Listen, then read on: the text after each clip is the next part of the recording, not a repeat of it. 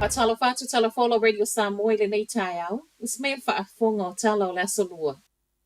Wa au mai le ofolo na tolu o le malo fa atatau I totongi o faya onga wa onga tūlanga lua, ma ua mai asainia. Ile mai ai o le solo te te le faya onga I le masina talu ai. O le wa au mai le isi si itanga fo o totongi I le vao le sefulu tasi le sefulu fa pasene, mo le tolu tausanga asau.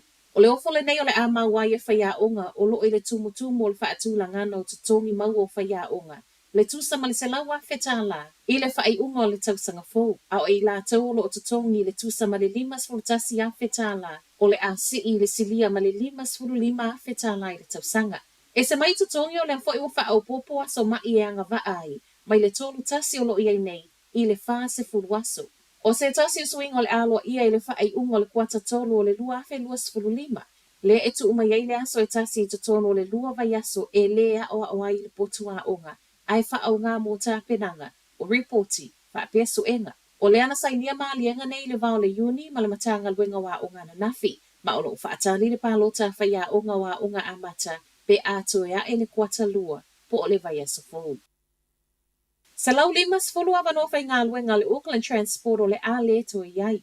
O se tala wha anoa noa na wha ilo mai ana po I le mai a wha tala noa I le checkpoint o le Pulesili, Dean Kempton, le a fo I wai apolo misi mai iai le tau mawhai ato I wha a fo I le pisi o pasi. Train, wha pia whewa inga I wa a whewa I le Samia au kilani, I le pisi lea na iai, ai ele I sau le koviti.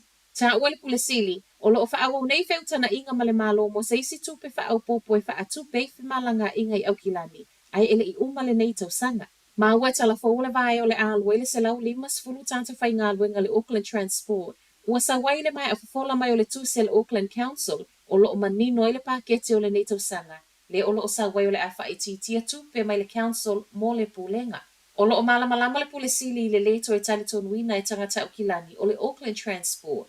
Ma fua I le lefa a moe moe ino le tele o malanga a pasi. Le ale o le fiwa tatali. Tuai po o le leai lava o se malanga I taunu. A o ta o mai eina vaea o lo iei fuafuanga a whai ai ma ua mai se isi tupe wha o popo mai le malo o le a si I ai tutongi ma wha atu pei nisi ave pasi. E o atu le se fulu whātau sanga wha a whale pui pui le taunu unga o le tangata e polo kaina ta a wale whioa I taimi o solo te te. O le lapata inga lea mai leo leo I le mai a ave ai ma mo li o le to a whātina mai le se fulu I vai le onos fulu whātau sanga le mātutua. Le ana o lato polo kaina le highway PC I Wellingtone I le tai awana nafi. O tangata nei na te e o mai le Restore Passenger Rail Group ma uwhai mai o le ale umai I solo te e se I vanga na. Wa tali mai le malo e wha le leia whewa inga wha o ngai trains I te tono le atunu. A o finau mai ai lato nei o whai mai le ofisa leo leo e malama I le saulo tonga I wha leo ai ai tatau, tau wala mai I solo te. Ai e le tatau ona a fia ai ma whewa inga sauloto a isi tangata lau tele. Report Tele News Hub e tasi le tūlana poloka I lato nei le awala ma e to a tele na le fia ai o nei le ngata watuai I ngā luenga ai wa poloka I ma ngā luenga kone karate. O lo ngā lulua I lungo a wala. O le whaamanatu o so o se tasi e toe te e le lumana I matau mawhai e poloka whewa I ngā taawale o le amo o lia ma e ono o atu I le se fulu whātau sanga e nofo ai le whale pui pui.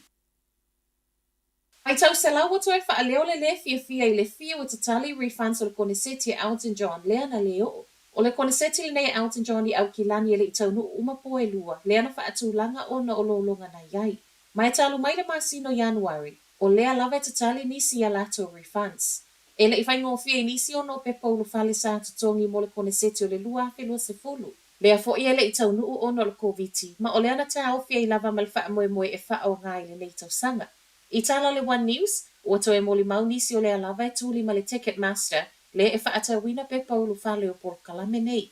Ai mai le Consumer NZ o le luas fulutasi aso lava, le umi e te tau ona wha atali e sa refund. Ai whai mai le Ticketmaster, o le ua umona toi wha afo I tūpele tu sa male limas fulu afe, ma toi silia male se fulu afe lea o lo o toi.